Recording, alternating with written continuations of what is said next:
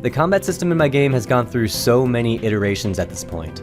I've been working on a lot of recent improvements, like this 3-part stab combo that the player now has. This, along with some improved hitboxes, makes a huge difference in the combat feeling a lot more satisfying, since before you could kind of just spam the sword endlessly. Aside from this, I've been working on some fundamental changes to how all of the items and abilities work together. Not too long ago, I posted a video where I talked about God of War's combat system and how I was attempting to do something similar. And at the time, I really believed that it was the best direction for the game, since it's something that I thought about for a pretty long time. And I fully implemented this system too.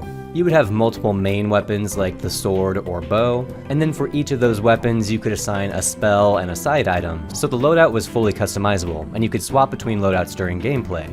It became clear pretty quickly that this was all just too much complexity.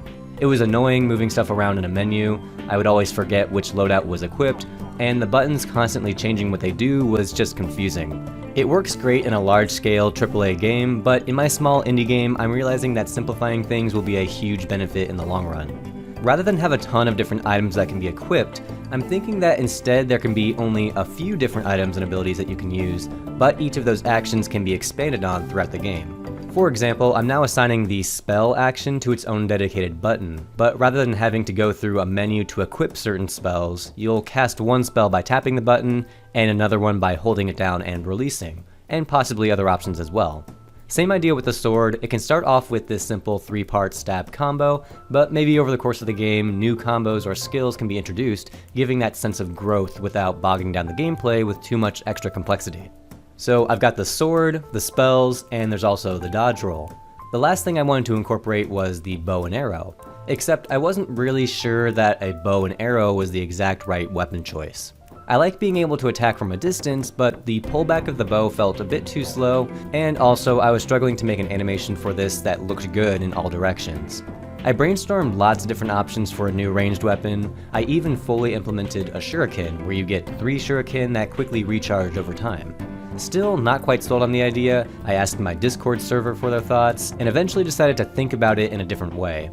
Rather than the player having a dedicated ranged weapon, they can instead pick up objects from around the environment to throw at enemies. I see a lot of potential with this solution because it expands on the mechanics of the game, rather than just being an extra way to deal damage. A good demonstration of this is the torches, which of course act as a light source in a dark cave, and this new pickup mechanic allows the player to carry it with them in order to see a bit better. And in a pinch, you can throw it at enemies to burn them. I also made these cherry bombs, which again you can pick up and throw at enemies for major damage, or you can use it to break past certain obstacles.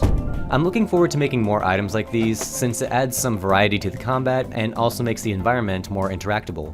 There is a big takeaway from all this though, and it's that I can plan out certain ideas all I want, but I won't really know what works until I implement and test it. I was very confident in my previous combat system, and I feel equally confident in this one as well.